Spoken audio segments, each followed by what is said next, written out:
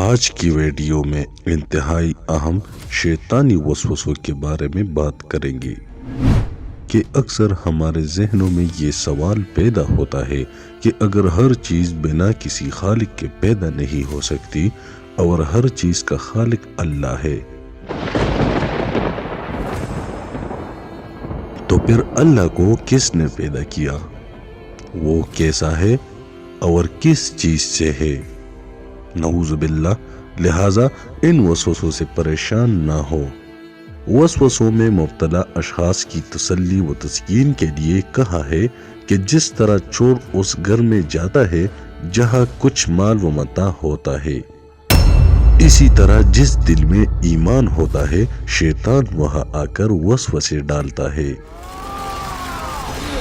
شیطان چونکہ انسان کا ازلی دشمن ہے، وہ انسان کو کسی بھی طرح سکون اور چین سے نہیں رہنے دیتا۔ شیطان کی سب سے پہلی کوشش یہی ہوتی ہے کہ وہ کسی طرح انسان کو اس کے خالق کے بارے میں شکوک و شبہات میں ڈال کر اس کو سر سے ہی بے ایمان و مشرک کر دے، اور اگر شیطان اس عمل میں ناکام ہو جائے تو پھر اس کی دوسری کوشش یہ ہوتی ہے کہ وہ مومن کی اہم عبادتوں، نماز، روزہ، حج اور زکوٰۃ کے بارے میں شکوک و شبہات پیدا کر دے۔ خیر، شیطان کا سب سے اہم اور خطرناک وسوسہ یہی ہے کہ جب ہر چیز کا خالق اللہ ہے تو پھر نعوذ باللہ اللہ پاک کا خالق کون ہے؟ اگر تو یہ سوال مسلمان کے دل میں پیدا ہو تو اس کا جواب ہم قرآن و سنت کی روشنی میں دے سکتے ہیں، لیکن اگر کوئی غیر مسلم یہ سوال کرے تو اس کا جواب ہم ویڈیو کی آخر میں دے دیں گے۔ سب سے پہلے یہ جواب دیتے ہیں کہ اگر مسلمان کے دل میں یہ وسوسہ پیدا ہوا تو پھر اس کا کیا حل ہے؟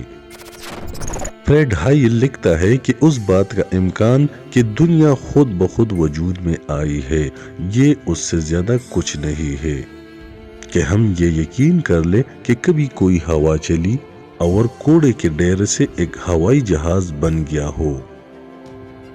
رچرڈ ڈاکنز اپنی کتاب دی گاڈ ڈیلیویژن میں لکھتا ہے کہ اگر یہ مان لیا جائے کہ جہاز خود نہیں بن سکتا، اس کو کسی نے بنایا ہے، اسی طرح یہ دنیا بھی خود نہیں بنی بلکہ اس کو بھی کسی نے بنایا ہے۔ تو پھر جس نے ان سب کو بنایا ہے تو اس کو بھی تو کسی نے بنایا ہو۔ خیر، اگر تو یہ سوال مسلمان کے ذہن میں آئے تو وہ درج ذیل احادیث پر غور کرے۔ صحیح مسلم کی حدیث نمبر 134 کہ حضور نبی کریم صلی اللہ علیہ وسلم نے فرمایا، ہمیشہ لوگ ایک دوسرے سے سوال کرتے رہیں گے کہ اللہ نے ہر چیز کو پیدا کیا تو پھر اللہ کو کس نے پیدا کیا؟ تو جو شخص ایسا اپنے ذہن میں پائے تو وہ یہ کہے، میں اللہ پر ایمان لایا۔ اسی طرح مسند احمد کی حدیث ہے کہ حضور صلی اللہ علیہ وسلم نے فرمایا، جب کسی کے پاس شیطان آ کر پوچھتا ہے کہ آسمان کو کس نے پیدا کیا تو وہ جواب دیتا ہے اللہ نے۔ پھر شیطان پوچھتا ہے زمین کو کس نے پیدا کیا تو وہ کہتا ہے اللہ نے، یہاں تک کہ شیطان یہ سوال کرتا ہے کہ اللہ کو کس نے پیدا کیا۔ بس اگر تم میں سے کسی کے دل میں یہ سوال آئے تو فوراً پڑھو آمنت باللہ و رسولہ، یعنی میں اللہ اور اس کے رسول پر ایمان لاتا ہوں۔ ایک دفعہ صحابہ کرام رضی اللہ عنہم میں سے کچھ لوگ نبی صلی اللہ علیہ وسلم کی خدمت میں حاضر ہو کر عرض کرنے لگے کہ ہم اپنے دلوں میں کچھ خیالات ایسے پاتے ہیں کہ اللہ کو کس نے پیدا کیا اور وہ کیسا ہے اور کس چیز سے ہے، اور اسی طرح کی اور چیزیں کہ جن کا بیان کرنا بھی مشکل ہے، اسی لیے کہ ہمیں معلوم ہے کہ یہ قبیح باتیں ہیں اور ان میں سے کوئی چیز بھی ایسی نہیں کہ ہم اس پر اعتقاد رکھیں، بلکہ ہم جانتے ہیں کہ اللہ قدیم ہے، ازل سے ہے، ہر چیز کا خالق ہے، مخلوق نہیں ہے۔ تو ایسے خیالات جو ہمارے دل میں آتے ہیں ان کا کیا حکم ہے؟ تو آپ صلی اللہ علیہ وسلم نے یہ جواب دیا کہ یہ تو صریح ایمان ہے، اس لیے تم اس وساوس کو دل میں پانے کے بعد جھڑک دیتے ہو اور اس کو برا سمجھتے ہو، تو یہ تمہارے ایمان کی علامت ہے۔ احادیث کا حاصل یہ ہے کہ جب بھی کوئی مسلمان اس وسوسے کا شکار ہو تو اس کو دل میں دبا کر نہ رکھے، بلکہ فوراً اقرار کرے کہ میں اللہ اور اس کے رسولوں پر ایمان لاتا ہوں اور شیطان مردود سے اللہ کی پناہ چاہتا ہوں۔ بعض احادیث میں بائیں طرف 3 دفعہ تھوکنے اور سورہ اخلاص پڑھنے کی بھی تلقین کی گئی ہے۔ اب سوال یہ پیدا ہوتا ہے کہ اگر کوئی کافر، مشرک، منکر یا عقل پرست انسان یہ سوال کرے کہ ہر چیز کے خالق کے بغیر نہیں بنتی تو اللہ کا خالق کون ہے، تو ان لوگوں کو قرآن و سنت سے جواب دینا بے سود ہے، کیونکہ وہ تو قرآن و سنت کے ہی انکاری ہوتے ہیں۔ لہٰذا ہم ان سے یہ کہیں گے کہ یہ سوال کرنا اصولی اعتبار سے باطل ہے، بلکہ فی نفس سوال ہی میں بھی تناقض ہے، کیونکہ اگر بپرز محال اور جدلی طریقے پر یہ کہہ بھی دیا جائے کہ اللہ تعالیٰ کا کوئی خالق ہے تو فوراً دوسرا سوال پیدا ہوگا کہ اس کو پیدا کرنے والے کے خالق کو کس نے پیدا کیا، پھر پیدا کرنے والے کے خالق کو کس نے پیدا کیا۔ اسی طرح ایک ایسا سلسلہ اور تسلسل نکل پڑے گا جس کی کوئی انتہا نہیں ہوگی، جو کہ عقلاً محال بھی ہے۔ سب سے پہلے ایسے سوالات کرنے والے سے یہ پوچھنا پڑے گا کہ تم اللہ کو خالق مانتے ہو؟ اگر وہ ملحد ہو تو اس سے پوچھا جائے کہ کیا یہ بغیر کسی پیدا کرنے والے کے خود بخود پیدا ہو گئے ہیں یا یہ خود پیدا کرنے والے ہیں؟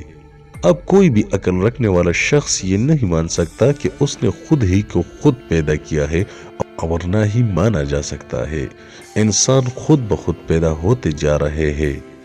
لامحال یہ ماننا پڑے گا کہ کوئی خالق ضرور ہے اور وہ اللہ ہی ہے۔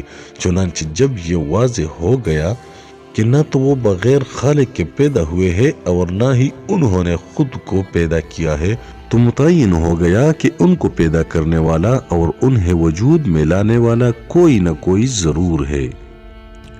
پھر جب یہ کافر، مشرک، ملحد، مجنون اور بے عقل یہ تسلیم کر لیتے ہیں تو ہم ان سے دوبارہ سوال کریں گے کہ کیا خالق مخلوق ہو سکتا ہے؟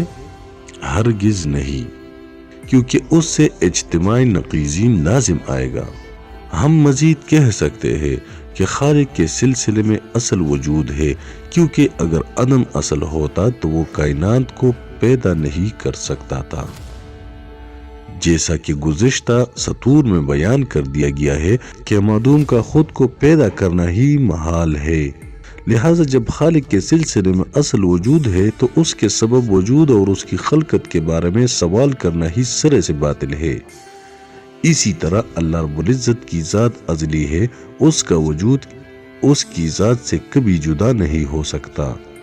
اسی طرح اگر ہم کہیں کہ ہر چیز کا کوئی نہ کوئی خالق ہے، چنانچہ کائنات کا کوئی خالق ہے، پھر اس کائنات کو پیدا کرنے والے کا کوئی خالق ہے، پھر اس کے پیدا کرنے والے خالق کا کوئی خالق ہے، پھر اس کو پیدا کرنے والے خالق کے خالق کو بھی کوئی پیدا کرنے والا ہے، تو یہ سلسلہ چلتا رہے گا اور کبھی ختم ہی نہیں ہوگا۔